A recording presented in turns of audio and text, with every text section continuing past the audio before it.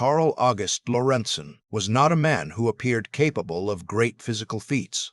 By the time his name entered the public record in Denmark in the early 20th century, he was already marked by frailty. He was thin, soft-spoken, and prone to illness, a man whose body seemed ill-suited to strain or endurance. Yet it was precisely this unassuming figure who would later perform one of the most extraordinary prison escapes in European history, an act carried out not through force or violence but through patience obsession and a solitary will that refused to yield. Lorentzen was born in Denmark in the latter half of the 19th century, growing up in a society that valued order, restraint, and conformity. Industrialization was reshaping the country, but life for many remained rigid and hierarchical. Opportunities were limited, especially for those who lacked physical strength or social standing. From an early age, Lorentzen struggled to find a place where he belonged. He drifted between trades, often dismissed as unreliable or physically inadequate. Employers described him as quiet, withdrawn, and intensely focused, but not particularly capable. What Lorentzen lacked in strength, however, he compensated for with persistence. Those who encountered him later would remark on his tendency to fixate on ideas, returning to them repeatedly, as if unable to let them go. He was not impulsive. He did not act in sudden bursts of emotion. Instead, he planned slowly, carefully, sometimes over months or years, allowing thoughts to harden into intent. By the early 1910s, Lorentzen had fallen into criminal activity, primarily burglary. These were not violent crimes, but they were persistent, and authorities eventually took notice. In Denmark at the time, repeat offenders were treated with increasing severity, particularly those who showed no signs of rehabilitation. Lorentzen's record grew, and with it the belief among officials that he was incorrigible. His final arrest led to his imprisonment at Horsens State Prison, one of Denmark's most formidable penal institutions. Horsens was designed not merely to confine, but to break the spirit. Thick stone walls, narrow corridors, and an emphasis on silence defined daily life. Prisoners spent long hours alone in their cells, with minimal contact and strictly regulated routines. The system relied on isolation as a tool of control, assuming that solitude would produce reflection, remorse, and obedience. For most inmates, isolation wore them down. For Lorentzen, it did something else entirely. From the moment he entered his cell, Lorentzen began to observe. He studied the walls, the floor, the sounds of footsteps in the corridors, the timing of guards' rounds. He noted the texture of the mortar, the dampness near certain corners, the way temperature changed beneath the stone floor. These observations were not recorded anywhere. He carried them in his mind, returning to them again and again during the long, silent hours. Lorentzen's physical condition deteriorated in prison. He was often ill, frequently confined to his cell due to weakness. Other prisoners regarded him as insignificant, and guards saw nothing threatening in him. This invisibility worked in his favor. No one suspected that behind his quiet demeanor, a plan was forming. The idea of escape did not arrive suddenly. It developed gradually, taking shape over time, as Lorentzen tested small assumptions in his mind. He knew that brute force was impossible. He could not overpower guards, nor could he survive a rapid flight. Any attempt to flee would have to be slow, concealed, and entirely solitary. He began to focus on the floor. The cell floor at Horsens was stone, solid and uninviting. But Lorentzen noticed subtle irregularities. Beneath the stone lay layers of earth, packed but not impenetrable. If one could reach that soil without detection, progress might be possible. The problem was not merely digging, but concealment. Any disturbance would be immediately obvious during inspections. Lorentzen waited. He observed how often guards entered his cell, how closely they examined it, what they looked for and what they ignored. He noticed that small changes went unnoticed if introduced gradually. Dust accumulated naturally. Minor cracks were expected in an old building. The prison was not designed to anticipate obsessive patience. Eventually, Lorentzen began. Using improvised tools fashioned from everyday items, he worked in near silence. Progress was measured not in feet, but in millimeters. Each movement was deliberate, each action rehearsed in his mind before being carried out. Dirt was removed in small quantities, concealed within his bedding or clothing, then dispersed inconspicuously during permitted movements. No one assisted him. No one even knew. Days passed, then weeks, then months. Lorentzen's world narrowed to the space beneath his cell. His body weakened further, but his resolve sharpened. He endured pain, exhaustion, and fear without outward sign. The tunnel grew slowly, inch by inch, extending beyond the cell walls and into the unknown earth below the prison. What sustained him was not hope of freedom alone, but control. In a place designed to strip inmates of agency, the tunnel became Lorentzen's private domain.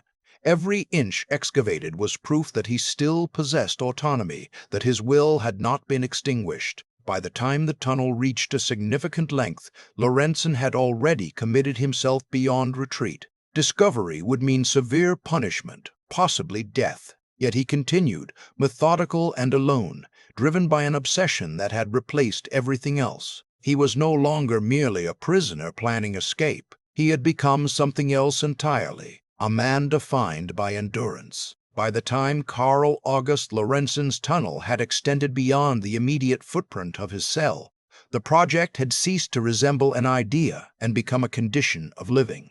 Every day was organized around it, every thought returned to it. The prison's rigid routines, once imposed from outside, now served him. Meals, inspections, work hours, and periods of isolation all became markers by which he measured progress underground. The tunnel itself was never straight.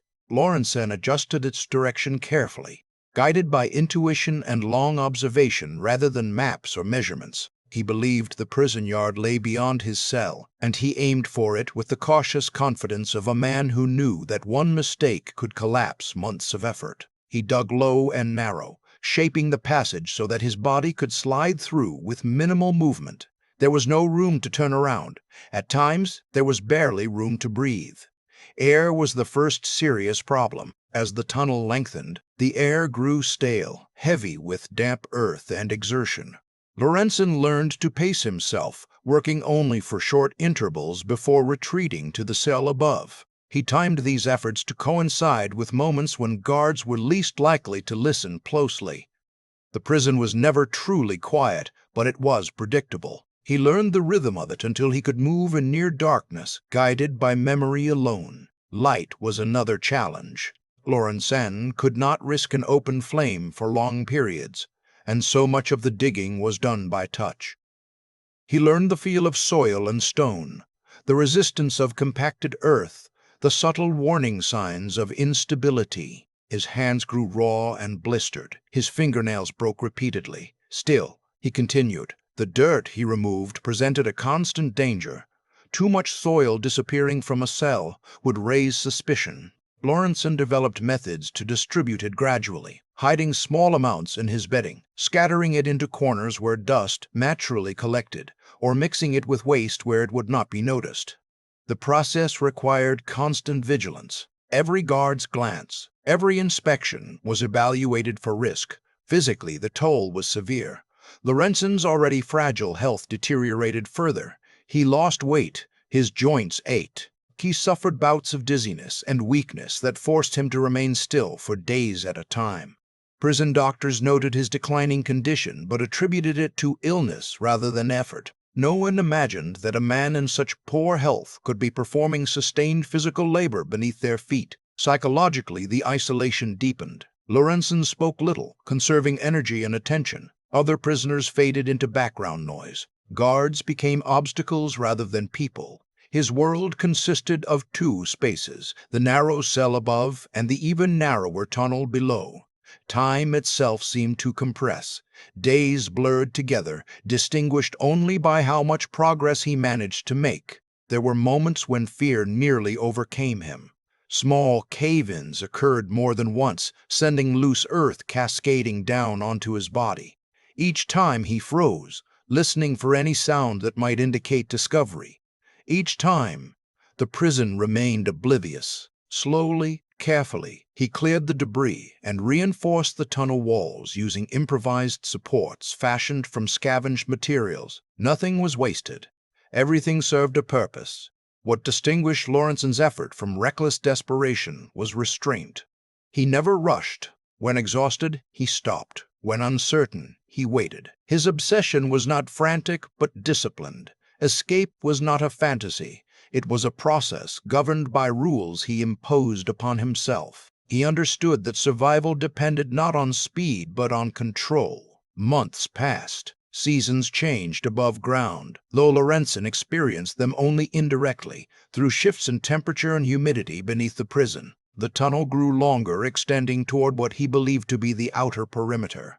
The earth composition changed subtly, suggesting he was moving beyond the foundation of the building. This realization intensified both hope and fear. He was closer, but also more vulnerable. A miscalculation now could prove fatal. The prison continued its routines uninterrupted. Guards conducted inspections without noticing the minuscule changes accumulating beneath the stone floor. Fellow inmates remained unaware that one of their number was attempting the impossible. Horsens State Prison, designed to prevent escape through overwhelming solidity, had no defense against a man willing to spend months alone in darkness. Lorentzen began to prepare for the moment he could no longer delay. Escape would require timing as precise as the digging itself. He would need to emerge unseen, navigate unfamiliar ground, and put distance between himself and the prison before the absence was detected. His physical weakness posed a serious concern. He could not run far or fast. Endurance, once again, would be his only advantage. He rehearsed the final moments in his mind repeatedly. The feel of open air, the first breath not filtered through soil, the sound of freedom, whatever that might be. These thoughts sustained him during the most punishing stretches of work. Yet he was careful not to indulge in optimism. He understood that many plans fail at their final step. As the tunnel neared completion, Lorentzen reduced his digging sessions even further, focusing instead on strengthening the passage and ensuring it would not collapse at the moment of escape. Every detail mattered. He accepted that perfection was impossible, but preparation was not. When the time finally approached, it arrived not with triumph, but with quiet certainty. Lorentzen knew he had reached the limit of what could be done without revealing himself. The next movement would either carry him beyond the prison walls or end his effort entirely. Above him, Horsens State Prison stood unchanged, unaware that one of its most unremarkable inmates had been reshaping its foundations inch by inch. Below it, a tunnel waited. The decision to move was made without ceremony. August Lorentzen did not mark the date, did not whisper a prayer, did not hesitate at the threshold of his cell. He simply began. Months of preparation had reduced the moment to a sequence of actions, each one practiced in his mind so often that fear had little room to grow. He waited for the prison to settle into its deepest quiet. Horsens State Prison followed a predictable rhythm, and Lorentzen knew it intimately. The guards' final rounds passed. Footsteps receded. Doors remained closed. Somewhere in the distance, a man coughed in his sleep. That was all. Lorentzen lifted the concealed section of his cell floor and lowered himself into the tunnel one final time. The space accepted him as it always had, tight and unyielding. He moved slowly, carefully, dragging his weakened body forward inch by inch. The tunnel walls pressed close against his shoulders and hips, offering no margin for error. This was no longer excavation. This was passage. The air thinned as he advanced. Each breath had to be controlled, deliberate. Panic would consume oxygen he could not afford to waste. He focused instead on sensation, the roughness of earth beneath his palms, the slight incline he had memorized, the subtle shift in soil texture that told him he was nearing the tunnel's end. The ground here felt different, less compact, closer to the surface. At last, his fingers reached the final barrier. A thin layer of earth separated him from open ground. Lorentzen paused. This was the most dangerous moment of all. If he broke through too quickly, noise might carry. If he waited too long, exhaustion might claim him where he lay. He pressed his ear against the soil and listened. Nothing. With slow, controlled movements, he loosened the remaining earth and pushed upward. The soil gave way. Cool air rushed in, sharp and immediate. Lorentzen froze, half emerged, listening again. Still nothing. He widened the opening just enough to pull himself through, scraping his arms and shoulders in the process. Pain registered distantly. It no longer mattered. He surfaced beneath the night sky, hidden by darkness and uneven ground. For the first time in months, he lay fully upright, breathing air that had not passed through stone and dirt. The sensation was almost disorienting. He did not allow himself to linger. Freedom, he knew, was not secured by reaching the surface. It was secured by leaving it behind. Lorentzen covered the tunnel exit as best he could, scattering loose soil and debris to disguise the disturbance. His hands shook with fatigue, but he forced them steady. Every action had to be deliberate until he was well beyond the prison grounds. Only then would he allow himself to rest. He rose slowly and began to move away from Horsens State Prison. The building loomed behind him, solid and silent, utterly unaware that one of its inmates had slipped through its foundations. Lorentzen kept to shadows, avoiding open spaces. His gait was uneven. His body, weakened by months of confinement and labor, resisted every step. Still, he pressed on. He had no detailed plan for what came next.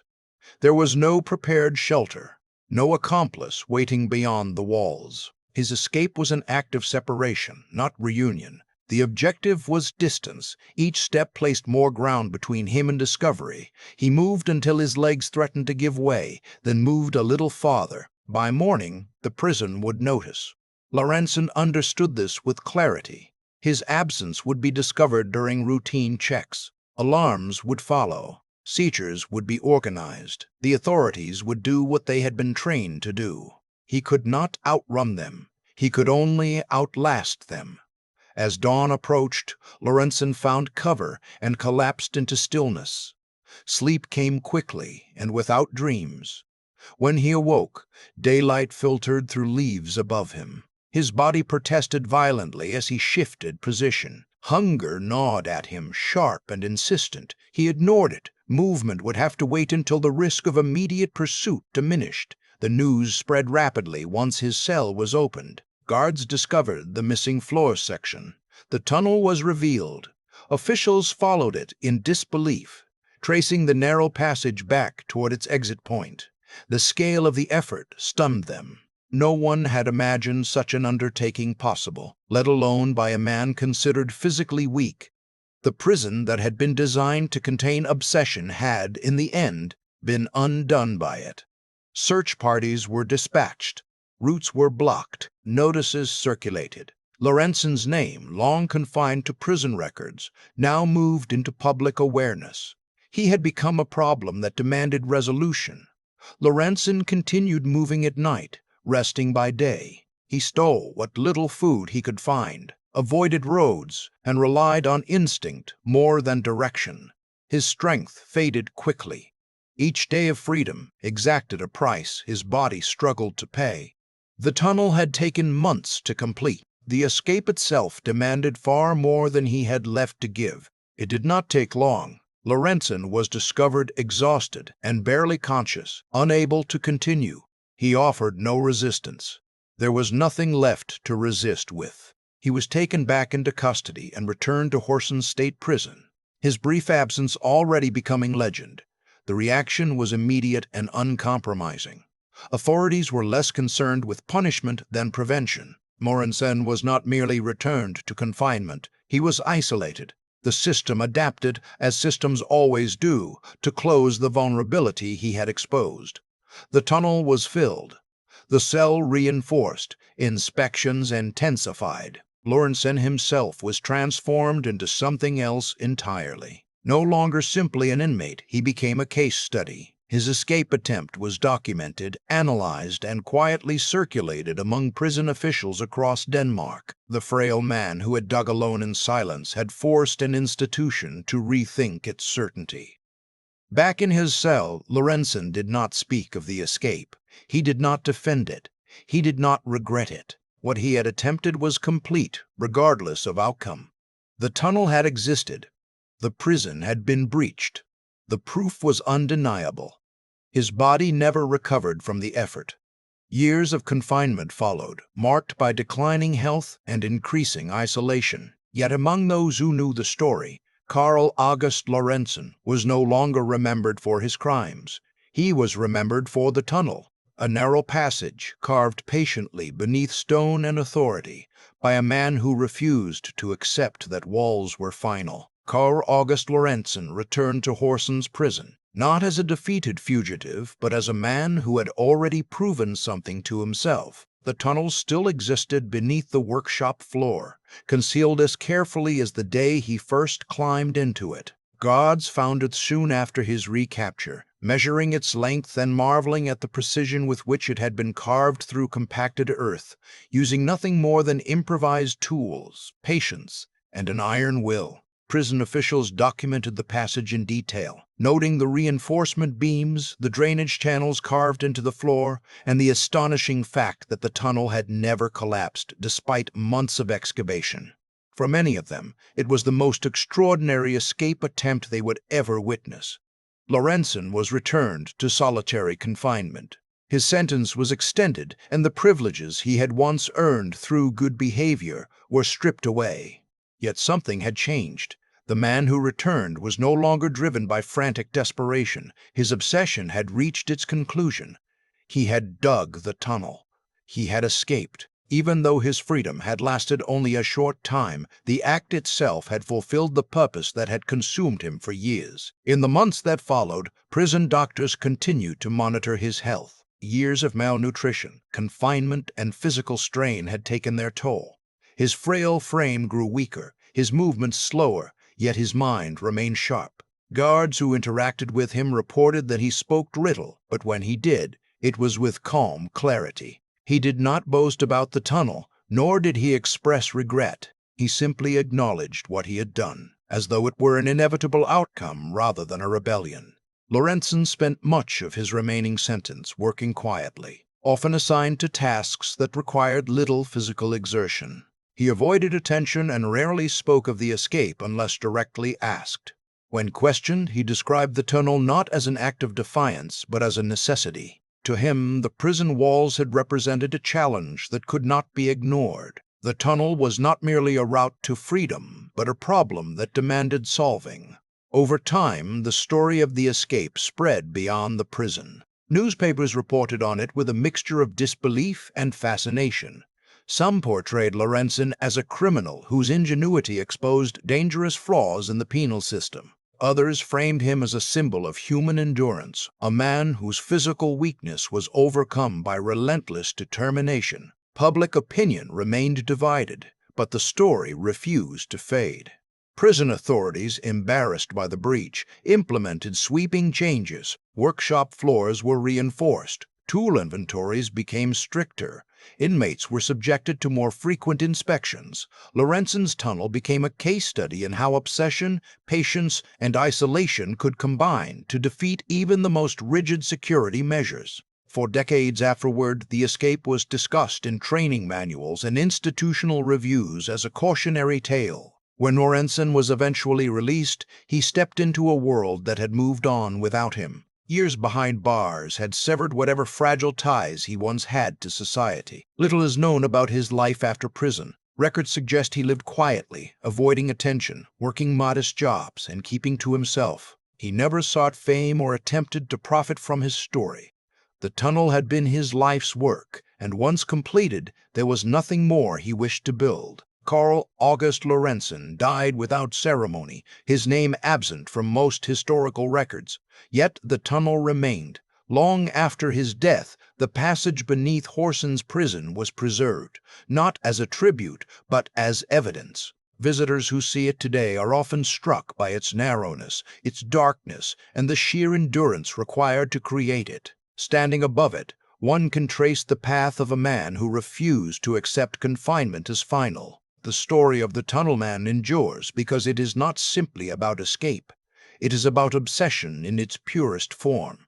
A frail man, isolated and forgotten, chose to spend years carving through earth in silence, driven by nothing more than the belief that walls could be defeated. Carl August Lorentzen did not outsmart the world forever. He did not vanish into legend as a free man. But for one night, crawling through a passage he had carved with his own hands, he proved that even the most unyielding systems can be undermined by patience, solitude, and an unbreakable will. And that is why his story still lingers, buried beneath stone and soil, waiting to be remembered.